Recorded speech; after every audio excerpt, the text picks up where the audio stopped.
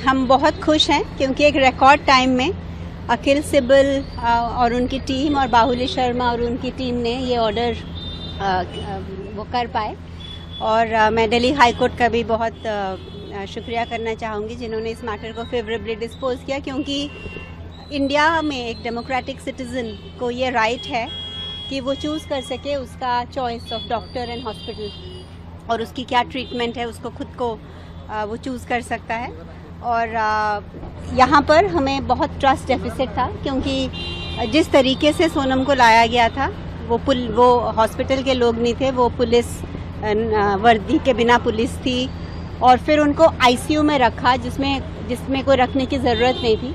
पहली बात तो हॉस्पिटलाइजेशन की ही ज़रूरत नहीं थी, क्योंकि ये जो मॉनिटरिंग है ये जंतर मंतर साइड से 20 दिनों से हो रही थी और वो ठीक ठाक चल रही थी, कोई ज़रूरत नहीं थी हॉस्पिटलाइजेशन की, और ऊपर से आईसीयू में भी रखने की ज़रूरत नहीं थी।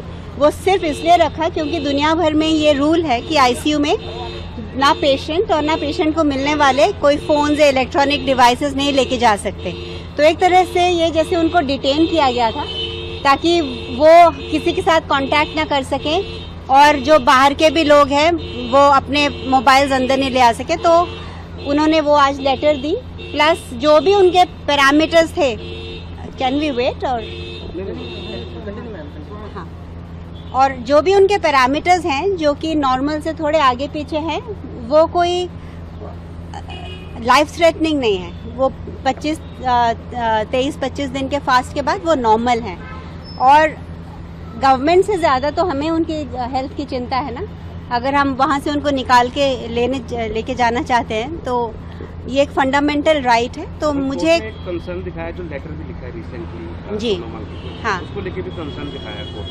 हाँ, कि सबसे इम्पॉर्टेंट चीज़ होती है कि पेशेंट की मानसिक स्थिति, क्योंकि मानसिक स्थिति ज़्यादा बॉडी पे इम्पैक्ट करती है। अगर वो नॉर्मल रहे और वो जहाँ खुश है वो रहे तो वो ज़्यादा अच्छा रिकवर होते हैं। तो आई एम वेरी हैप्पी कि दिल्ली हाई कोर्ट ने ये फेवरेबल ऑर्डर दिया है, और ये दिल्ली हाई कोर्ट ने भारत की लोकतंत्रता को ऊपर रखा, क्योंकि एक फंडामेंटल राइट है एक इंडिविजुअल का टू बी शिफ्टेड या to be treated by the doctors of his choice and in the hospital of his choice. Thank you. अभी भी हंगर स्ट्राइक कंटिन्यू रहेगा मैदान में? एक बड़ा हाँ कि कब खत्म होगी, क्या उम्मीद है?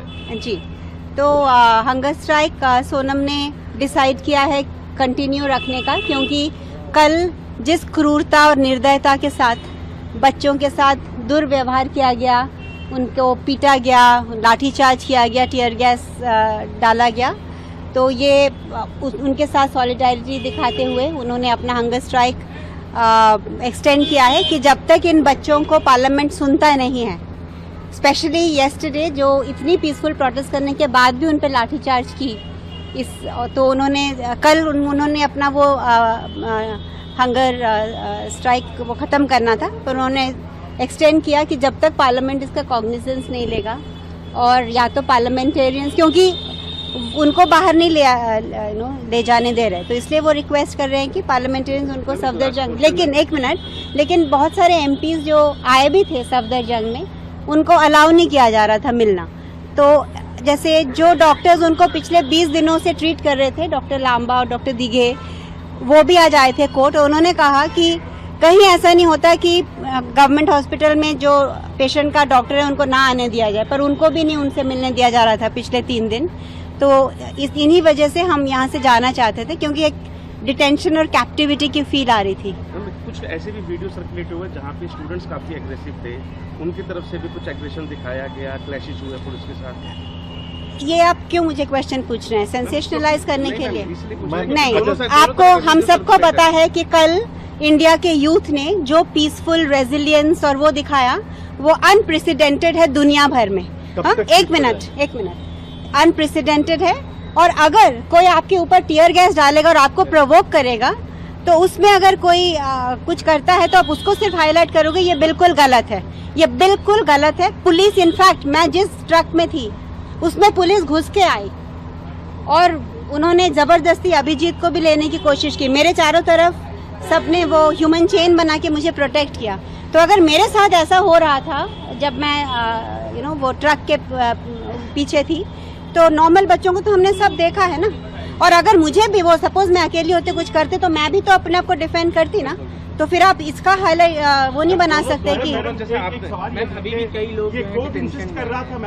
अच्छा ये अभी उसका बात नहीं है, ये आज हाईकोर्ट की है ये प्रेस कॉन्फ्रेंस। मैम कब तक शिफ्ट होने की उनकी तो आज आफ्टरनून तक हम इसको रिटर्न ऑर्डर, हम 1 मिनट, हम रिटर्न ऑर्डर की वेट कर रहे हैं जो कि लंच के बाद इशू होगा और उसके बाद हम वहाँ से एम्बुलेंस बुला के उनको वहाँ शिफ्ट कर देंगे। सॉलिसिटर जनरल ने भी कुछ एप्रीहेंशन दिखाया था, उन्होंने कहा था कि भले मध्यंता शिफ्ट कर रहे हैं लेकिन कुछ जो भी हुआ, लेकिन all is well that ends well. Thank you.